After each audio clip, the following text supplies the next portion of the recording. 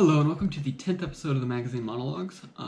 This one is also going to be coming from that same edition of The Economist, May 7th, May 14th, headlined Govcoins. I like to do, generally speaking, 2 Economist videos in one day just because the articles are shorter, therefore the videos are shorter. This article specifically is going to be coming actually from an opinion column. In The Economist, they have various opinion columns that have the same name week to week.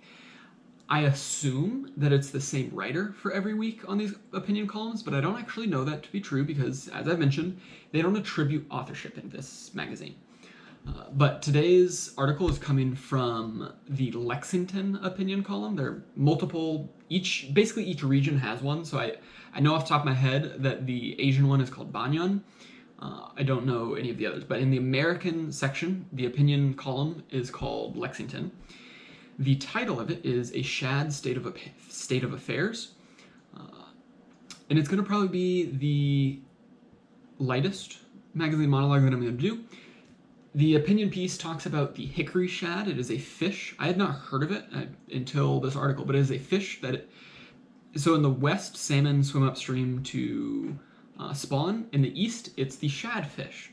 And the hickory shad is caught on the Potomac River and rivers all over the eastern seaboard. And it has kind of a neat history.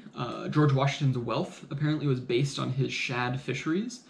Abraham Lincoln ate the shad, and actually so many of the first 15, 16, 17, 18 presidents ate or were involved with shad in some way that it's actually called the founding fish. It's a fun American fact, I guess.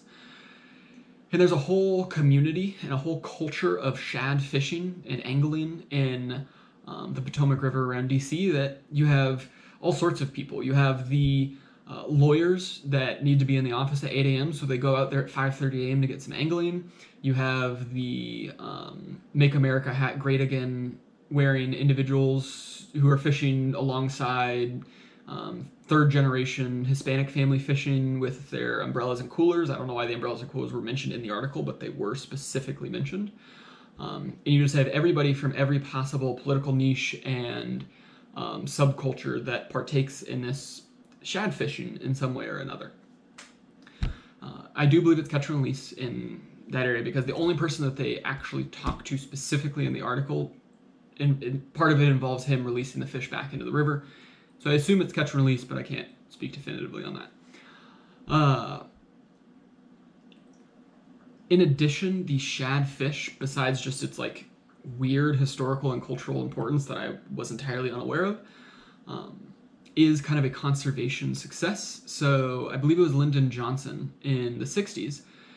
The Potomac River was black, and basically Lyndon Johnson came out and said that it was terrible that the river was black, and he talked about the pollution being bad because of the shad fish. So I don't know if the shad fish is just I've just totally missed it, but apparently it has impacted all sorts of things across the last 3 centuries of American culture.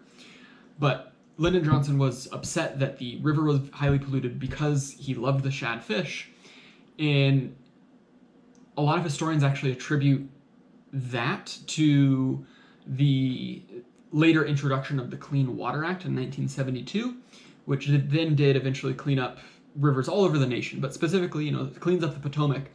And they've reintroduced, they didn't reintroduce the shad fish. What happened is the shad fish have been using the Potomac, and what they've done is they've taken these spawns of shad and they've reintroduced them to other rivers along the seaboard.